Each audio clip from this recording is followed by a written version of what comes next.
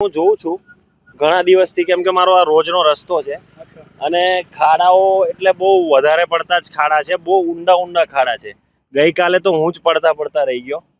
તો કાલે એક બસ વાળાએ લગભગ ત્યાં ઊભી જ કરી દીધી, ફસાઈ ગઈ હતી એવું સમજો.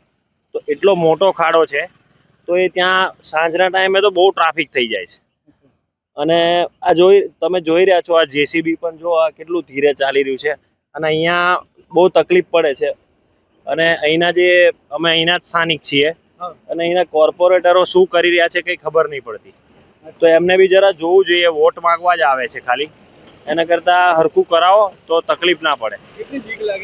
અહીંયા બહુ તકલીફ પડે છે સાહેબ અહીંયા, કેમ કે હું તો બાઇક લઈને આવું છું, ગાડી લઈને તો ફાવતું જ નથી. 20 દિવસ સુધી આવું નવું છે અને અહીંયા પાણી ભરાય છે. જો તમે તો આને માંગણી એવી છે કે અહીંયા થોડું ઊંચું કરાવો અને સારો રોડ બનાવો વારંવાર.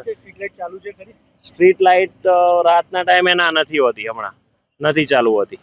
તો કેટલો ભય હોય છે ગાડીને, કેટલું નુકસાન?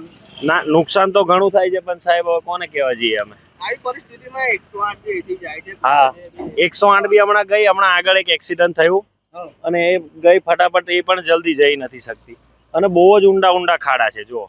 તો એ જલ્દી કરાવવાની માંગણી છે આપણી.